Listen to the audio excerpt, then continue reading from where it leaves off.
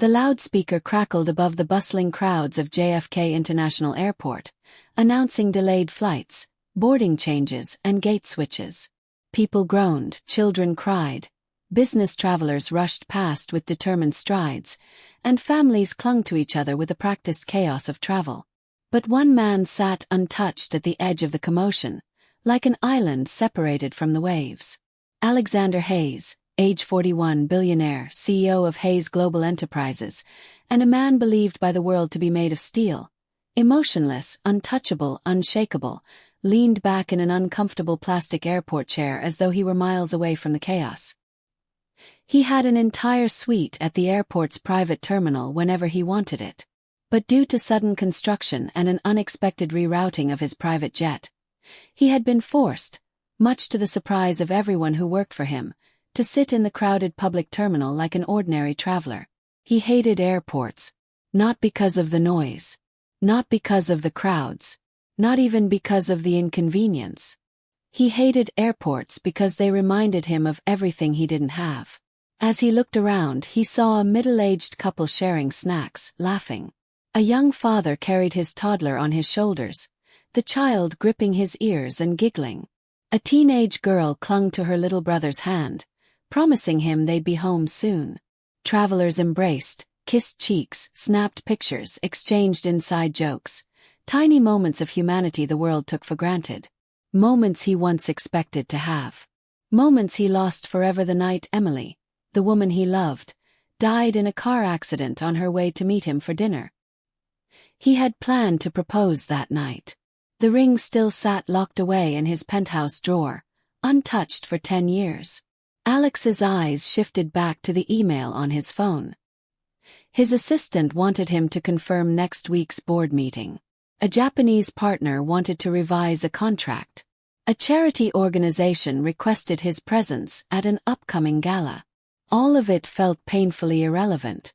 He rubbed the bridge of his nose. His head throbbed. The jet lag dug into his bones. He'd been awake for almost 26 hours straight. A small cough came from nearby. He ignored it.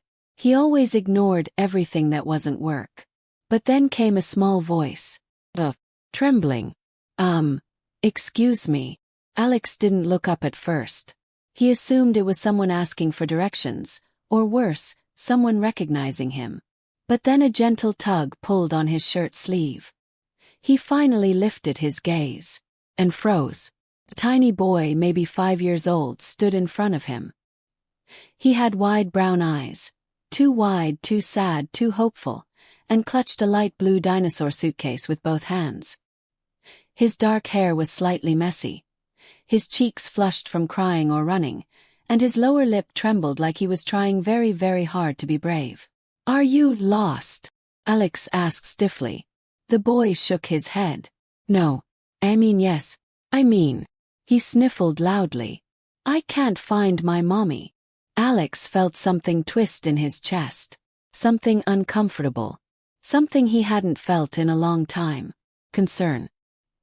He straightened in his seat, instinctively scanning the area for a frantic mother. "Where did you see her last?" "She went to talk to the lady at the machine." He pointed to a ticket kiosk 20 feet away. "She told me to stay right there, but people kept walking fast and pushing and I lost the spot." The boy's voice cracked at the end. Alex swallowed. He was not good at handling children. He barely handled adults. He leaned forward slightly. "All right. What's your name?" The boy wiped his eyes with his sleeve. "Ethan. Ethan Wells." "And how old are you, Ethan?" 5 3/4. He added the fraction with determination, as though it would make him appear more capable. Alex nodded slowly. "All right, Ethan. We'll find your mom."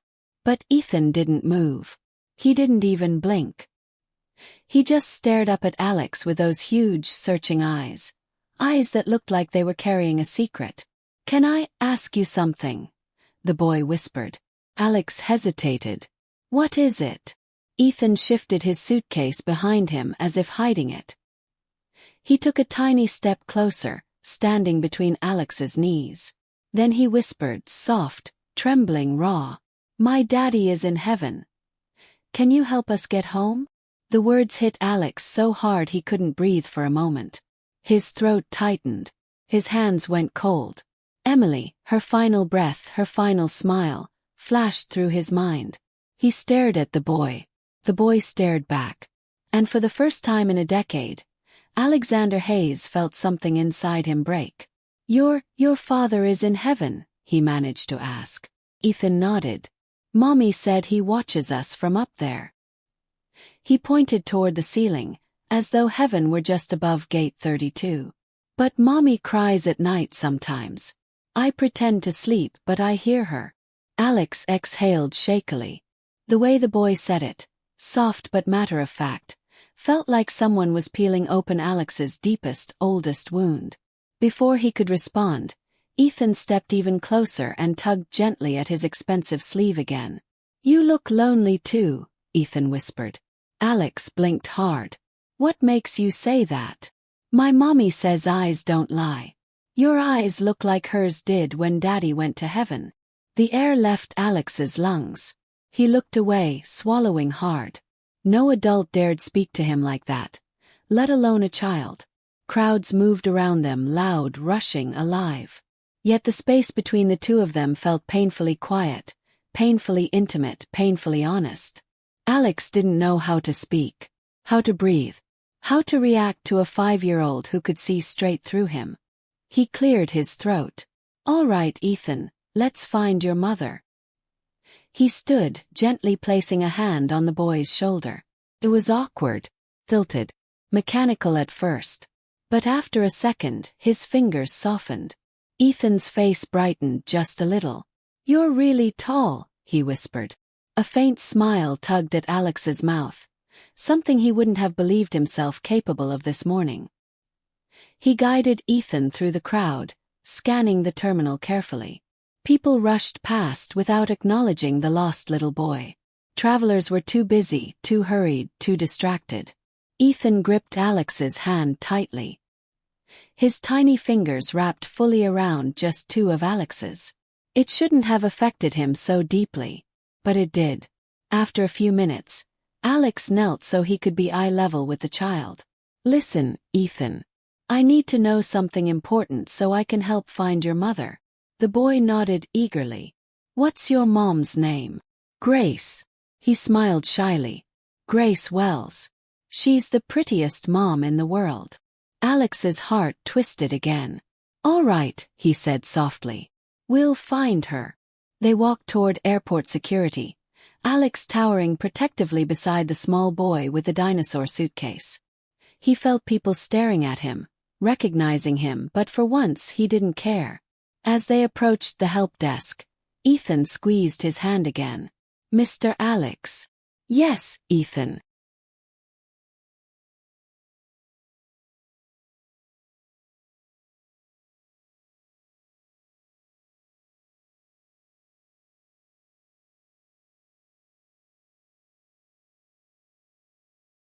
The airport speakers hummed faintly overhead, announcing a boarding call for a flight neither Alex nor Ethan was on.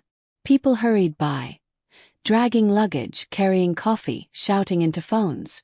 Yet to Alex, the world had narrowed down to one thing. A small boy with a dinosaur suitcase who wasn't letting go of his hand. Ethan Wells walked beside him with quick, uneven steps, the wheels of his bright blue suitcase clattering softly behind him. His earlier fear had faded into something like trust. Fragile but blooming. Alex could feel it in the way the boy leaned slightly toward him, as though believing this tall stranger could fix the entire world. They approached the airport's assistance counter. Behind it, a young woman with a neat bun typed busily on her computer. She glanced up at Alex, eyes widening the moment she recognized him. Mr. Hayes. I didn't know you were traveling through this terminal. Long story, Alex said in his controlled tone. We need help locating this boy's mother. Ethan stood on tiptoes to see over the counter. Her name is Grace. She wears a brown coat and she had a green bag and she braided my hair but I took it out. The woman's lips twitched. Of course. Let me make an announcement. She picked up the microphone and spoke clearly. "Attention passengers. If Grace Wells is in the terminal, please report to the assistance desk near gate 32. Your child is safe and waiting for you." The announcement echoed through the terminal. Ethan's face remained hopeful, but anxiety still lingered in the crease between his brows. "When will she come?" he whispered. "She'll be here soon," Alex said. But 15 minutes passed. Then 20. Then 30. No Grace. Ethan started to chew his lip, gripping his suitcase handle so tightly that his knuckles turned pale. Alex crouched beside him again. "Hey, you're safe. We're not going anywhere until we find her."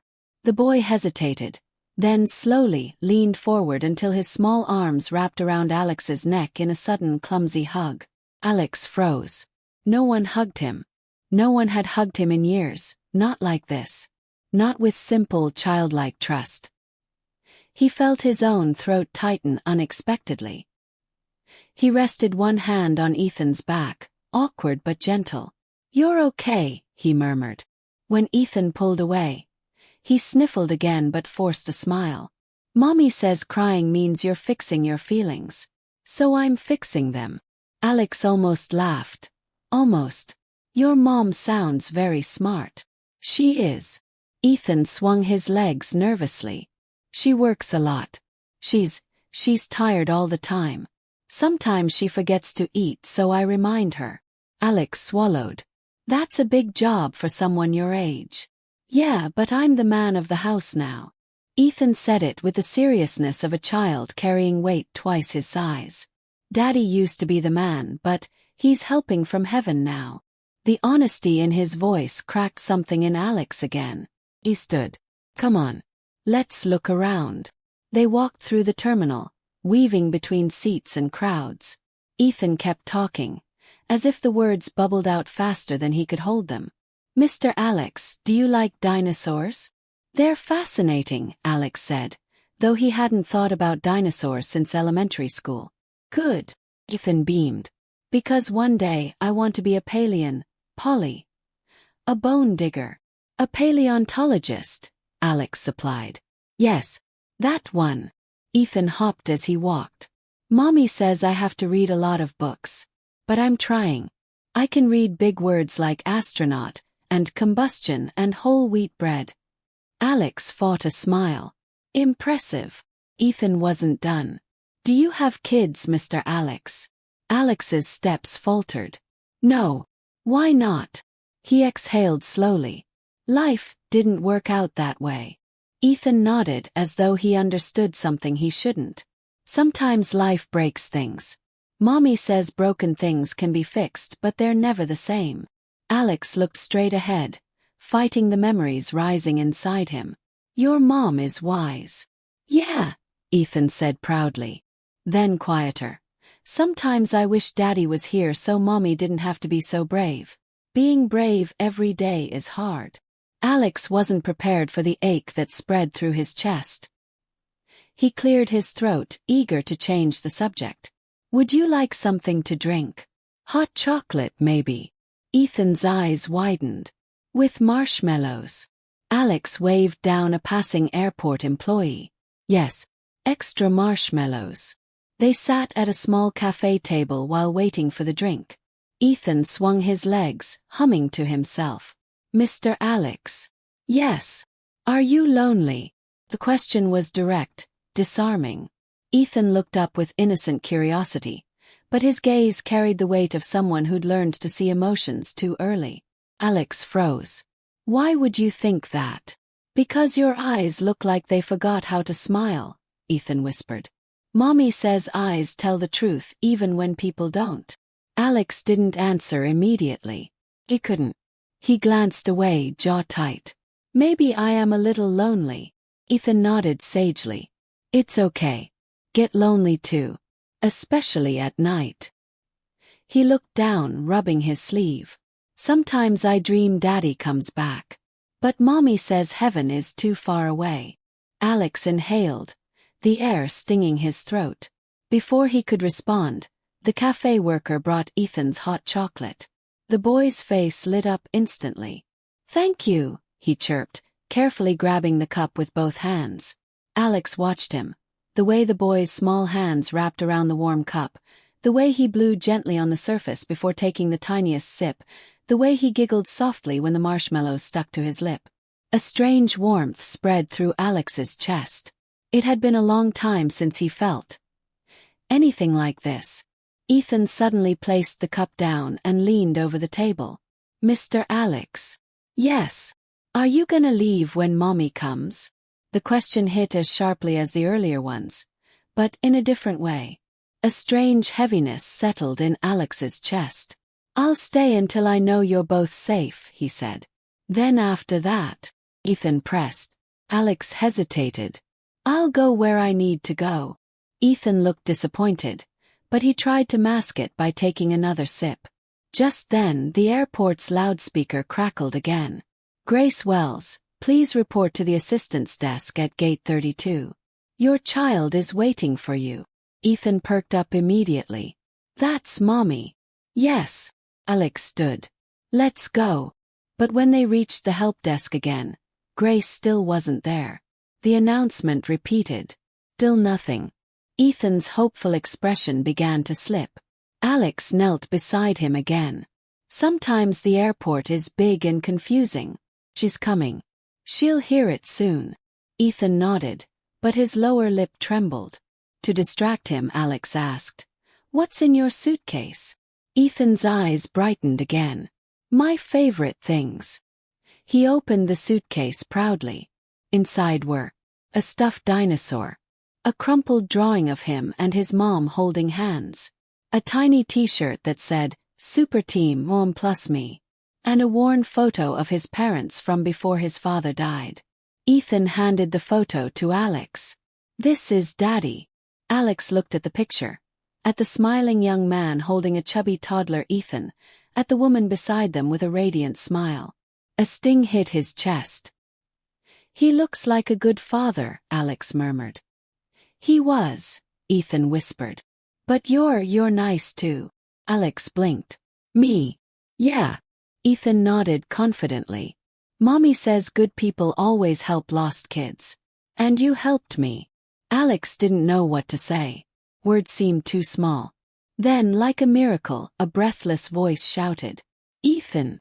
They both turned. A woman with messy hair, flushed cheeks, and terror in her eyes sprinted toward them. Grace Wells had arrived. Grace Wells ran toward them as though the earth were falling away beneath her feet. Her breaths came sharp and uneven, her brown coat flying behind her like a small, frantic cape. Her green shoulder bag bounced against her hip with each desperate step. Her normally neat hair, usually braided, usually controlled, had loosened in strands that stuck to her cheeks. But none of that mattered. Her eyes were all that mattered. Wait, terrified, overflowing. "Ethan!" she cried again, voice cracking. "Baby, oh my God, Ethan!" Before Alex could even react, Ethan let go of his hand and bolted forward. "Mommy!" Grace dropped to her knees so fast the floor squeaked beneath her shoes. Ethan crashed into her arms, and she wrapped him into a hug so fierce it looked like she feared he might vanish if she loosened even an inch. She buried her face in his hair, sobbing openly. Ethan, sweetie, are you okay? I was looking everywhere. I thought. "I'm okay, Mommy," Ethan whispered, his small hands patting her back like he'd done it 1,000 times. "I stayed brave. I fixed my feelings." Grace pulled back just enough to cup his cheeks, examining every inch of him as though checking for injury. "Are you hurt? Did someone scare you? Why did you leave the spot? I told you to stay right there." "I tried," Ethan said, voice shrinking. "But people kept walking and pushing and I lost the spot." Grace closed her eyes, guilt flooding her expression. "Oh, sweetheart, I'm so sorry. I shouldn't have left you, even for a second." Ethan shook his head. "It's not your fault, Mommy." She hugged him again, soft, long, trembling, before finally turning her attention to the man standing a few feet away. Alexander Hayes. Her breath caught. She had been too frantic to process anything earlier. But now, wiping her tears with shaky fingers, she realized who was standing before her. The man who had stayed with her child. The man who kept him safe. The man the entire business world worshipped. Was looking at her with a quiet, unreadable expression.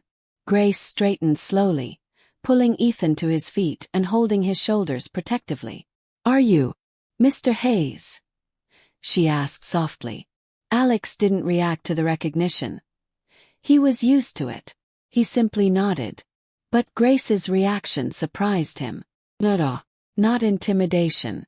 Not flustered admiration. Just relief. "Thank you," she said, her voice breaking. She took Ethan's hand and guided him forward. "Thank you so much for staying with my son. I don't know what would have happened if you hadn't." Ethan tugged her sleeve excitedly. Mommy.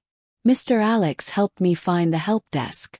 And he gave me hot chocolate with lots of marshmallows." Grace's eyes widened. "He did." Alex cleared his throat. "He was scared. I wanted to keep him calm." Grace blinked rapidly, tears rising again. "You didn't have to do any of that. But you did. You took care of him." She turned to Ethan. "What do we say when someone helps us?" Ethan grinned and lifted both hands in a dramatic gesture.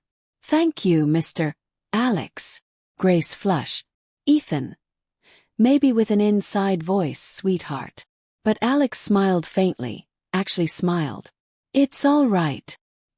He expected that to be the end of it. Polite thank you. A relieved mother. A child safely returned. He expected to walk away. To fade back into the airport's noise. To return to the cold life that had been waiting for him. But Ethan tugged Alex's sleeve again. "Mr. Alex." "Yes. Can you stay with us for a little? Mommy still looks like her feelings are broken. Maybe you can help fix them too." Grace gasped. "Ethan." "Sweetheart, that's not. Mr. Hayes must have somewhere important to be." Her cheeks flushed red. Embarrassment and exhaustion blended together in her expression. Alex should have agreed. Should have excused himself. Should have walked away. But he didn't. He looked at Grace. She wasn't glamorous like the women who attended his galas. Her makeup was smudged from crying. Her coat was worn at the edges. Her eyes were red and glassy. But she looked real. Strong. Human. Something he hadn't allowed himself to be for years. And for the first time since he'd approached Ethan, he let himself really look at her. Grace Wells. Ethan's mother. A woman holding herself together with frayed threads of strength. He cleared his throat. "I don't mind staying a little longer." Grace blinked. "Why you don't?" "No." Ethan clapped loudly. "See. I told you he wasn't lonely anymore." Both adults froze. Grace's blush deepened. "Ethan, honey, you can't say things like." But Alex chuckled softly. "It's fine.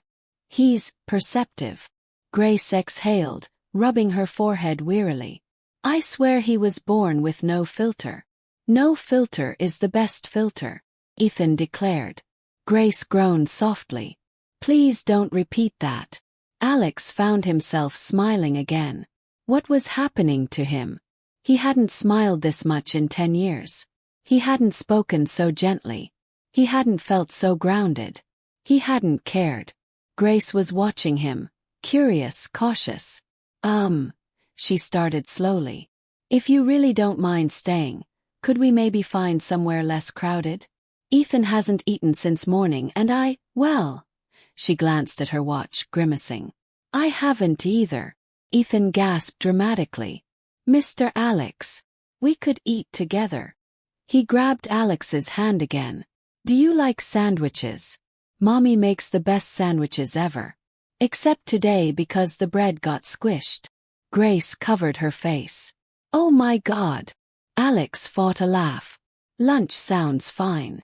Grace's eyes softened, just a little. "Thank you. Really." They headed toward a quiet cafe near the terminal windows. But as they walked, Alex noticed the way Grace's hand kept slipping down her coat pocket, and the faint trembling in her fingers. She was holding something inside. Stress, fear, or something more? He didn't ask. Not yet. Instead, he opened the cafe door and gestured for them to enter. Ethan skipped ahead, humming happily. Grace paused beside Alex for a brief moment. Just a second, her voice dropping quiet. "I really thought I'd lost him," she whispered, not quite looking at him. "You don't know what that does to a mother." Alex looked at her, really looked. And for the first time since Emily's death, his heart whispered something he hadn't felt in a decade. Stay with them a little longer. Stay with the boy who called you not lonely. Stay with the woman whose eyes carried the same kind of brokenness you recognized in the mirror. He didn't say any of that aloud. He simply nodded and followed them inside. The small cafe near Gate 28 smelled of warm bread, melted cheese, and coffee so strong it could wake a dead man. Soft light spilled through the floor-to-ceiling windows, illuminating the tired travelers scattered across mismatched tables. For once, Alexander Hayes didn't care about their stares or whispers. He didn't care that the billionaire CEO in sneakers and a wrinkled coat was not a common sight in this terminal. All that mattered was the little boy tugging at his hand and the exhausted mother who seemed to finally be catching her breath. Ethan immediately claimed a booth by the window, dragging his dinosaur suitcase and plopping onto the seat with the careful precision of a small general occupying a strategic post. "Mr. Alex," he said, grinning widely, "I want a sandwich. With extra cheese. And can I have some chocolate milk too?" Alex chuckled, more freely than he had in years. "Chocolate milk it is. And don't worry, I'll handle it." Grace sank into the seat across from Ethan, her shoulders slumping as if she had been carrying the weight of the world all day. She rubbed her temples and let out a long, shaky sigh. "You're a brave little guy," she said softly to Ethan, though her eyes flicked briefly to Alex. I don't know how you stayed calm with him. I would have panicked completely." Alex shrugged. "He wasn't panicking," he said. "He just needed someone to be steady." Grace's gaze softened, a faint glimmer of gratitude shining through her fatigue. "I see that now. Thank you for keeping him safe." The waiter arrived, placing sandwiches, a plate of fruit, and 2 steaming cups of chocolate milk in front of Ethan. Alex handed one to the boy, who immediately began to sip, eyes brightening as the sweet, warm liquid met his lips. "I like you, Mr. Alex," Ethan announced between bites. "You're nice. Not just nice. Super nice. Like, dinosaur-level nice." Alex raised a brow. "Dinosaur-level nice, huh?" Ethan nodded solemnly. "Yeah, only the biggest, strongest dinosaurs are super nice. Mommy says so." Grace laughed softly, the sound delicate and tired. "I think you've just invented a new compliment." Alex found himself smiling again. It was a strange, light feeling, almost foreign. He had forgotten how simple moments like this could feel, just sitting, eating, and talking. No contracts, no meetings, no obligations. Just life. For a moment, silence settled over the table as Ethan focused on his food. Alex watched him, noticing the way his tiny hands grasped the sandwich, how carefully he chewed each bite, how he occasionally paused to glance up with that quiet, perceptive curiosity that seemed far beyond his age. Grace broke the silence. "Do you travel often through this airport?" she asked Alex cautiously. Alex shook his head. "Not usually. I have a private terminal and jet. But today, plans changed." He hesitated, then added softly, "And I guess I'm learning something about airports I didn't expect." Grace tilted her head, curious. "Learning what?" "That some people are more important than schedules, flights, and deadlines," he said quietly.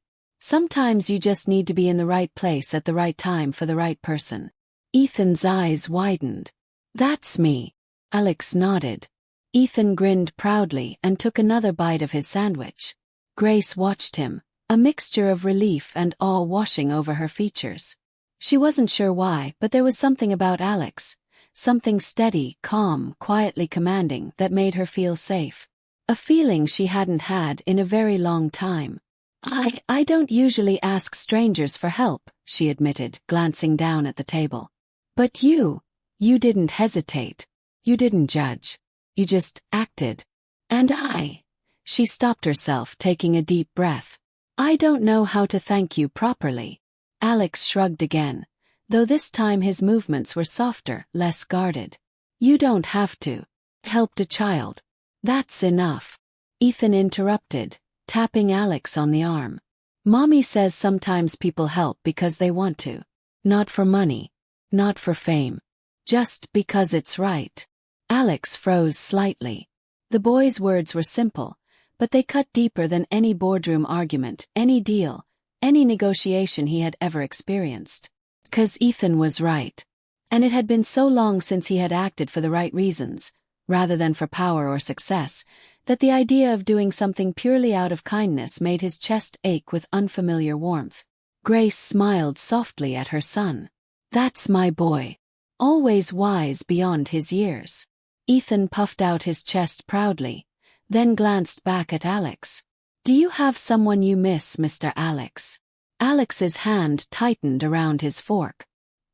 He looked down at his plate, suddenly very interested in the bread. I did, he admitted quietly. A long time ago. Someone very important. Ethan nodded solemnly, as though understanding far more than a 5-year-old should. Mommy says when someone goes away you can still feel them if you remember them. And you help other people too. Alex exhaled slowly. The honesty of a child's perception, and the purity of his observation, pierced through the years of armor he had built around his heart. For the first time in years, he allowed himself to feel something other than control, obligation, or grief. He allowed himself to be human. They ate in a quiet rhythm, conversation weaving between small topics. Dinosaurs' favorite colors, Ethan's insistence that his mom made the best sandwiches in the world. Alex found himself asking questions, really listening to the answers. Not because he had to, not because it was polite, but because he genuinely wanted to know.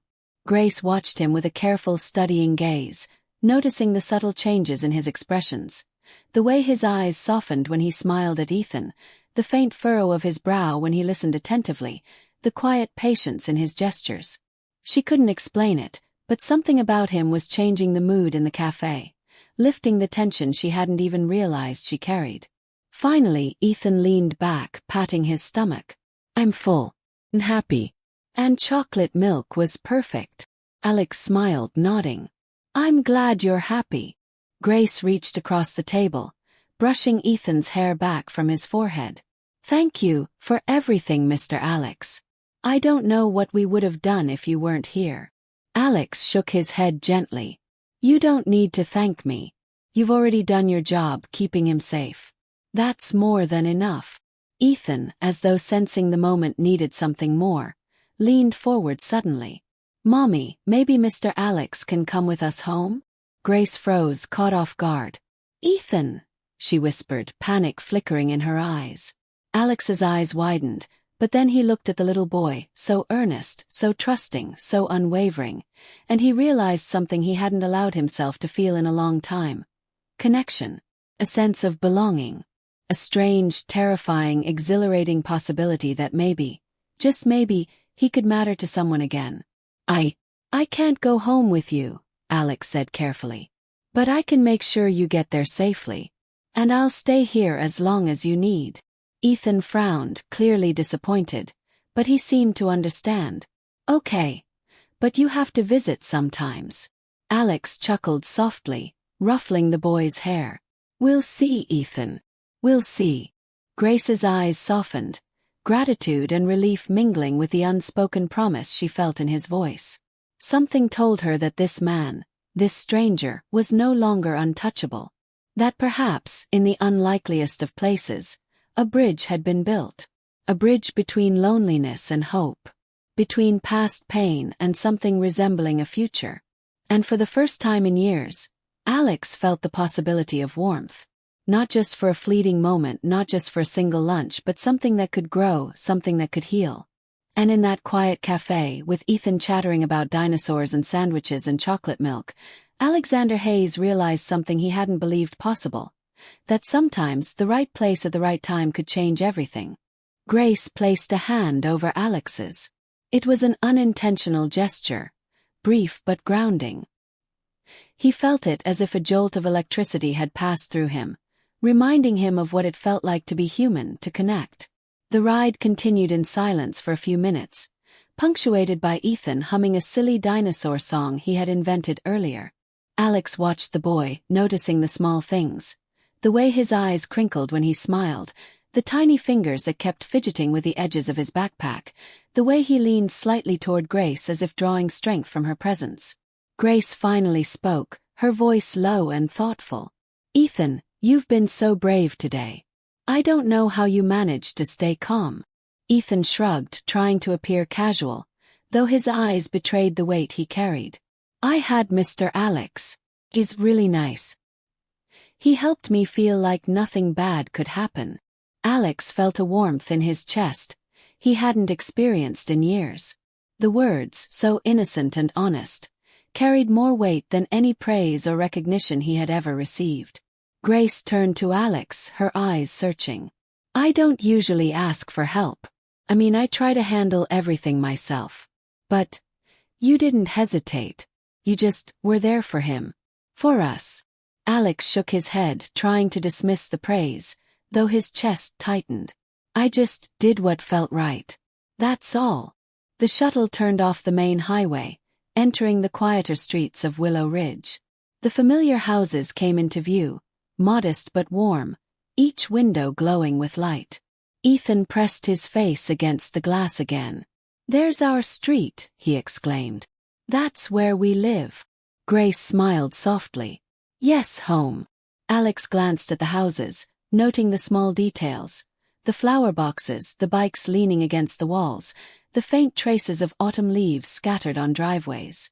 For a moment, he felt a pang of longing, a quiet ache that reminded him of his own empty apartment, his own empty life.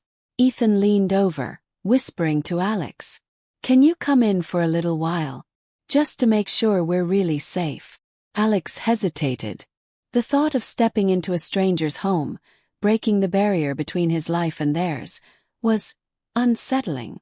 Yet something inside him, an instinct he hadn't felt in a decade, told him that saying no would feel wrong. "I'll come in for a little while," he said finally. Ethan's face lit up like the sun breaking through clouds. "Yay, Mommy, see. I told you he's nice." Grace looked at Alex, uncertainty flickering across her features. "If you're sure, but I don't want to impose." "You're not imposing," Alex said quietly. "And neither is he." He nodded toward Ethan, whose small hand was still clutching his. The shuttle slowed, stopping in front of a modest two-story house with a small front porch. The warm glow from inside spilled through the windows, casting a welcoming light onto the street. Ethan practically bounced out of the shuttle, dragging his suitcase behind him. "Home, home, home," he chanted, spinning around once before sprinting to the front door. Grace followed, keys clutched tightly in her hand. Alex walked behind them, observing the subtle rituals of family life. The way Ethan paused to kick a small stone off the walkway, the way Grace fumbled with the lock but smiled when the key finally turned. The door opened, and the warmth of their home enveloped them. The air smelled faintly of baked bread and laundry detergent, familiar and comforting. Ethan dropped his suitcase by the stairs and ran to a small living room corner where toys were scattered haphazardly. Grace exhaled, letting herself relax for the first time in hours. "You're really here," she said softly, turning to Alex. He nodded. "I am. For now." Ethan bounced back, holding a stuffed dinosaur. "Look, this is Dino Rex. He says hi." Alex chuckled, feeling the stiffness in his shoulders loosen. "Hi, Dino Rex," he said, giving the toy a small nod. Grace led Ethan to the kitchen.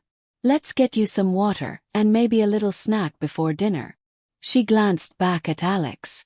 "Would you like something? You've been with us all day. I can make tea or coffee." Alex shook his head. "I'm fine. Really." But he stayed, standing in the kitchen doorway, watching them. Watching Ethan's small, careful movements, watching Grace's gentle guidance, watching the quiet, resilient love between mother and son. Something stirred inside him. A quiet thought he hadn't allowed himself to consider in years. Maybe family didn't always have to be defined by blood. Maybe it could be chosen, built in small moments like this. Ethan scampered back, water cup in hand. "Mr. Alex, do you want to sit with us? Mommy says you can have a snack too." Alex knelt to meet Ethan's gaze. "I'll sit for a little while," he said. They ate together in comfortable silence at first, the occasional chatter from Ethan filling the gaps. Grace watched him from across the table, noting the subtle changes in his expressions. The small smile he offered Ethan, the soft way he reached for his cup, the quiet attentiveness in his eyes. I don't know how to say this properly," Grace said finally, her voice barely above a whisper. "But, thank you. For today. For being here. For Ethan." Alex met her gaze. "You don't have to thank me. You've already done everything that matters. Keeping him safe, loving him. That's more than enough." Ethan suddenly leaned forward, grinning. "Mommy says good people always help others. And you're super good, Mr. Alex." Alex laughed softly, ruffling Ethan's hair once more. "Super good, huh? I'll try to live up to that." For a moment, the three of them sat together, a strange but comforting kind of family forming in the quiet warmth of the kitchen. Outside, the world went on, cold and hurried. But inside, for the first time in years, Alexander Hayes felt at home. And for a man who had lost so much, that was enough. The golden glow of the living room lamps softened the edges of the house. Shadows flickered across the walls as the last remnants of daylight slipped through the curtains. The aroma of roasted chicken and baked vegetables filled the small kitchen, mingling with the faint sweetness of cinnamon-scented candles Grace had lit. It was a home that spoke of care, of warmth, of simple comforts, the kind of home Alex hadn't allowed himself to feel in years. Ethan sat at the table, bouncing slightly in his chair, his small fingers drumming impatiently. "Mommy, when's dinner going to be ready? I'm starving." Grace smiled, adjusting the oven mitts. "Almost, sweetheart. Just a few more minutes." Alex stood at the counter, leaning against the worn wooden surface, observing the scene quietly. There was something grounding about the way Grace moved, the way she managed her kitchen, the way she balanced warmth with authority, love with discipline. He couldn't help but notice the tiny cracks in her composure, the slight slump of her shoulders, the way her fingers trembled when she reached for a pan, but she carried herself with a resilience that demanded respect. Ethan suddenly hopped down, grabbing a small chair and dragging it over to Alex. "Sit here, Mr. Alex. Mommy says everyone eats together at the table." Alex hesitated, then smiled faintly and slid the chair next to Ethan. The boy's eyes sparkled like he'd just discovered treasure. "Perfect. You can sit right next to me." Grace glanced at him, a small blush rising to her cheeks. "I hope you don't mind him being exuberant," she said softly. Alex shook his head. "Not at all. I've grown used to it today." He caught her gaze for a moment, and a flicker of something unspoken passed between them. Respect. Curiosity. Perhaps both. Finally, Grace placed the roasted chicken on the table, carving it carefully while Ethan clapped his hands. "Yay. Dinner." Ethan immediately filled his plate, stacking his food as if preparing for a feast. Alex watched him with amusement, noticing the way he tried to balance bites of chicken, vegetables, and bread on his fork simultaneously, as if challenging the laws of physics. "You've got quite the appetite," Alex said, raising an eyebrow. Ethan grinned. "I need to eat big to grow strong. Mommy says strong kids can do anything. Even climb mountains. Or save dinosaurs." Grace laughed softly, a warm, musical sound. "He's ambitious," she said. "But at least he knows how to eat properly." Alex found himself laughing quietly as well, the sound low and unfamiliar. He hadn't laughed like this in a long time. Not really. Not freely. And yet, here he was in a stranger's kitchen, sharing a meal with a small boy who had somehow pierced the armor around his heart. The conversation drifted easily after that, flowing like water in a gentle stream. Ethan told stories about school, about dinosaurs, about imaginary adventures he had with Grace and his father. He spoke with a candid honesty, not filtering himself for the adult sitting beside him, not holding back the small truths that made a child so wonderfully unguarded. Grace watched the interaction quietly, occasionally interjecting to correct a fact or encourage manners. She seemed less tense now, the tightness in her shoulders loosening, the trembling in her hands disappearing. Alex noticed it all, the subtle transformation in her posture and expression, and he felt an unexpected sense of pride, not for himself but for her. At one point, Ethan looked at Alex with wide, earnest eyes. "Mr. Alex, did you have a mommy or daddy when you were little?" Alex froze for a moment, caught off guard by the question. He swallowed hard, considering how much to reveal to a 5-year-old. "I did," he said finally, his voice quiet. "But I lost them a long time ago." Ethan nodded solemnly. "Mommy says when people we love go away, it's okay to feel sad. But it's also okay to be brave and help others." Alex's throat tightened. He looked down at the small boy, realizing that Ethan had learned something profound without ever reading a book about grief or loss. Somehow, the child understood what most adults never did. That pain and kindness could coexist, that loss didn't prevent love from growing. Grace glanced at him, a flicker of curiosity and empathy in her eyes. "Alex, if you ever want to talk, or need someone. Well, I don't know. Her voice trailed off, but the meaning was clear. She was offering connection, understanding, perhaps even trust. Alex's chest tightened. He hadn't been offered trust in so long that the gesture felt almost sacred. "Thank you," he said quietly.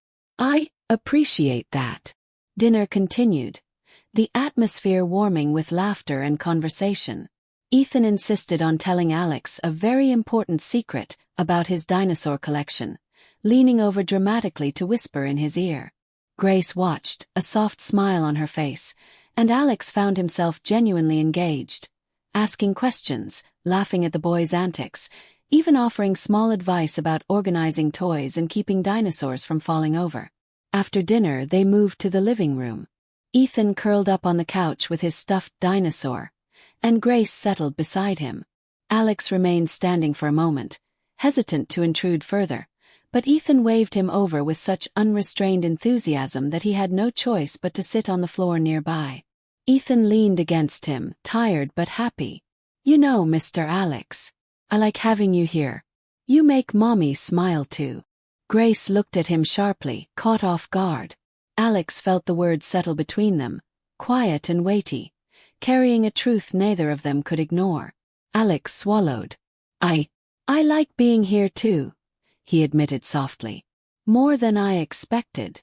Grace's eyes softened, and for a moment, silence enveloped them, comfortable and intimate.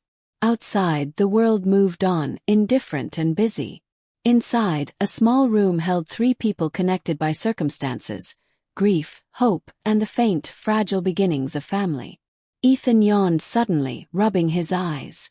"I think maybe it's bedtime soon. But can we read a story first?" Grace smiled, nodding. "Of course, sweetheart." She retrieved a worn children's book from the shelf and began reading aloud. Alex sat quietly, listening, watching, feeling the warmth settle deeper into his chest. For the first time in years, he allowed himself to imagine something beyond himself. A home filled with laughter, a boy's small hand in his, a woman who trusted him, the possibility of belonging. And as Grace read and Ethan listened, and the night settled softly around them, Alexander Hayes realized that perhaps, just perhaps, he was ready to try again. Care, to love, to allow someone to matter. And for now that was enough. The house was quiet now. The only sounds the soft ticking of a wall clock and the occasional shuffle of Ethan settling into bed. Grace had tucked him in meticulously, adjusting his blanket, straightening his pillow, and placing his stuffed dinosaur beside him. His eyes were heavy with sleep, but there was a bright, satisfied glow in them, The kind that comes from a day filled with adventure, safety, and chocolate milk. "Good night, Ethan," Grace whispered, brushing his hair back gently. "Good night, Mommy," he murmured, eyes closing slowly. Then, with a small sigh, he added, "Good night, Mr. Alex." Alex, sitting in the corner of the room to give them privacy, offered a faint smile. "Good night, Ethan. Sleep well, little man." Ethan stirred just slightly, a small grin tugging at his lips before his eyes finally closed. Alex exhaled, the tension he hadn't realized he'd been carrying since the airport finally slipping from his shoulders. Grace lingered by the bed for a moment, watching her son's peaceful face. Then she turned, glancing at Alex. I don't even know how to explain today. It's been overwhelming." Alex shook his head. "It's been a lot for all of us. But you handled it well. You're strong, Grace. Stronger than you realize." She looked at him, a flicker of surprise in her eyes. "You really think so?" "I do," he said softly. "And I think Ethan knows it too. That boy, he's brave because of you. And I think you've been keeping him steady all this time, even when you felt like falling apart yourself." Grace swallowed hard, emotions welling up that she hadn't allowed herself to feel in months. "I've been scared," she admitted quietly. "Every day. I didn't think I could do it. Alone. And today, I thought I'd fail him." Alex took a cautious step closer, his voice gentle. "You didn't fail him. You gave him love, guidance, and safety. That's more than most people could manage." For a moment they stood in silence, the unspoken truth between them thick in the air, that both of them had been carrying pieces of brokenness, loneliness, and grief. And in a small, ordinary house, amid the warmth of a simple home, they were beginning to share those burdens. Grace shook her head lightly, blinking away tears. I should let you rest. You've been with us all day. You must be exhausted." Alex hesitated, then shook his head. "I'm fine. Really. There's no rush for me to leave." She studied him carefully, sensing the vulnerability he didn't show the world. "Most people don't stay. Most people walk away after a little inconvenience. You didn't." Alex looked down, his hands clasped loosely in front of him. "Maybe I wanted to stay." Grace's heart skipped a beat. She hadn't expected him to say that. And yet, in his quiet, honest way, he meant it. They moved to the living room, where Alex sank into the couch, Grace sitting across from him in an armchair. The room was bathed in a soft, golden glow, and for the first time, Alex allowed himself to notice the little details. The worn rug underfoot, the pictures on the wall of Ethan growing up, the small trinkets that carried the weight of memory and love. "Do you ever think about family?" Grace asked hesitantly, breaking the silence. Alex exhaled slowly. "I used to," he admitted. "A long time ago. But I lost the chance. And after that, I stopped allowing myself to think it could be possible again." Grace nodded, understanding without judgment. "I get that. I lost someone too.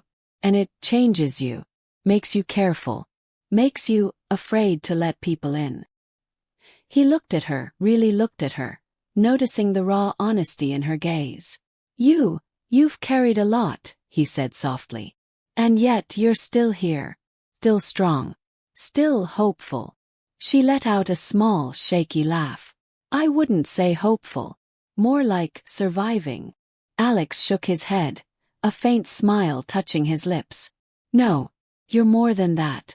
You've built something worth protecting. A home, a life for Ethan. Love, even in the middle of pain. That takes courage."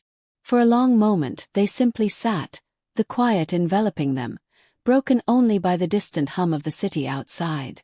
And in that silence a fragile trust formed, a bridge across their loneliness, their grief, and their past. Finally Grace spoke, softer this time. I don't know what tomorrow will bring. But I'm glad you're here tonight. For Ethan and for me." Alex nodded, the weight of his usual control slipping slightly. "I'm glad too," he admitted. "It's been a long time since I felt this, connected." Grace tilted her head, curiosity and warmth blending in her gaze. Connected. Alex hesitated, searching for the right words. To people. Life. Hope. I've been so used to walls, to rules, to keeping everything at a distance. I forgot what it feels like to care. To belong. Grace's eyes softened. Maybe belonging isn't about rules or wealth or distance. Maybe it's about being here. With someone who needs you. And someone you need too. Alex exhaled, letting the thought settle in. He wasn't sure if he believed it fully yet, but for the first time in years, he allowed himself to imagine it could be true. Ethan stirred from the bedroom, sleepy-eyed and clutching his dinosaur. "Mommy! Mr. Alex. Are you still here?" Grace smiled, standing and smoothing Ethan's hair. "Yes, sweetheart. We're still here. And we're not going anywhere tonight." Ethan grinned, curling back into the couch cushions. "Good. Because I like having you here." Alex chuckled softly, reaching over to pat Ethan's head. "I like being here too, little man." Grace watched the exchange, a quiet, tentative warmth filling her chest. She didn't know what the future held, but tonight, they had something simple and true. Safety, laughter, and a glimpse of family. And for the first time in a long time, Alexander Hayes allowed himself to hope. Hope that maybe this was only the beginning. The morning sun streamed softly through the curtains, bathing the small living room in golden light. Birds chirped outside, and the faint hum of the city had begun to rise, signaling the start of another busy day. Inside, the house felt calm and warm, the kind of peace that comes after a long night of laughter, conversation, and quiet reflection. Ethan stirred in his bed, yawning and stretching his small arms. He clutched his stuffed dinosaur tightly, still half asleep, but with a bright, satisfied grin on his face. "Mommy! Mr. Alex," he murmured sleepily. "Good morning." Grace, already awake, smiled as she poured a cup of coffee for herself. "Good morning, sweetheart," she whispered, leaning down to brush his hair back. "Did you sleep well?" Ethan nodded vigorously. "The best." Mr. Alex was here. That's the best part. Alex, sitting in the living room with his tie loosened and his shoes off, chuckled softly. "I'm glad I could make your morning special, Ethan," he said quietly. Grace watched him with a soft smile, noting the way he interacted with her son. The warmth in his voice, the gentle way he ruffled Ethan's hair, the calm attentiveness in his eyes. It was a stark contrast to the rigid, controlled image the world had of him. And yet here in this modest home he seemed real, human, vulnerable. Ethan climbed out of bed, dragging his dinosaur along. "Can we have pancakes for breakfast?" he asked eagerly. "With syrup and chocolate chips." Grace laughed softly. "I think we can manage that." Alex shook his head with a faint grin. "Chocolate chips? You're spoiling him." Ethan pointed at Alex solemnly. "You helped me yesterday. You deserve chocolate chips too." Grace rolled her eyes, smiling at the innocence and simplicity of her son's logic. Alex laughed quietly, a sound that seemed to surprise him as much as anyone. They moved into the kitchen, the scent of pancakes soon filling the house. The three of them worked together in a rhythm that felt natural and easy. Ethan stirring batter with careful concentration, Grace flipping pancakes with practiced hands, and Alex quietly handling the smaller details, pouring syrup, arranging plates, and occasionally teasing Ethan about his tendency to spill flour everywhere. Breakfast passed in laughter, stories, and gentle teasing. Ethan's questions were relentless, ranging from dinosaurs to outer space to why Alex didn't have any kids of his own. Alex answered as best he could, careful to be honest but not to overwhelm the boy with too many details. Grace watched them, a quiet appreciation growing in her heart. There was something grounding about Alex's presence. Something steady, something comforting. Something familiar in a way she hadn't expected. Finally, the breakfast dishes were cleared, and Alex stood by the door preparing to leave. The quiet reality of the world outside pressed against the warmth of the home. He had responsibilities, obligations, and a life that didn't include this modest house, this mother or this small boy? Ethan's big brown eyes looked up at him, shining with trust and a hint of sadness. Are you really going, Mr. Alex? Alex crouched down to be eye level with him. I have to go back to work, Ethan, he said softly. But I'll be back soon. I promise. Ethan's lower lip trembled slightly, and he hugged Alex tightly. Don't forget. You promised. I won't forget, Alex said, his voice quiet but certain. I'll come back. Grace stepped forward, her hand brushing lightly against Alex's arm. Thank you for everything, she said softly. You don't know how much this means to us. Alex looked at her, really looked at her, and for the first time in years, he felt a connection that went beyond mere politeness or obligation. He felt needed. He felt a sense of belonging he had long denied himself. You've already given me more than you know, he said quietly. Seeing him safe, seeing both of you happy. It's enough. For now.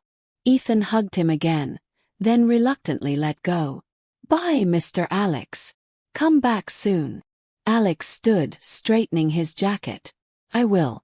You have my word. Grace opened the door to let him out. The morning sunlight glinted off the city streets, and for a moment Alex paused, taking in the sight of the world outside. Then he looked back at the small family behind him, their faces glowing with warmth and trust. And he felt something he hadn't felt in a long time, hope. Ethan waved furiously, his small hand bouncing up and down. Bye. Bye. Don't forget. Alex waved back, a faint smile tugging at his lips. I won't forget. As he walked down the path toward the street, he realized that the world didn't feel as cold, as distant, or as empty as it had for so long. Something about the past 2 days had shifted him. Something about Ethan's honesty, Grace's warmth, and the quiet, grounding presence of family, no matter how unexpected, had opened a part of him he had long buried. He knew the road ahead wouldn't be easy.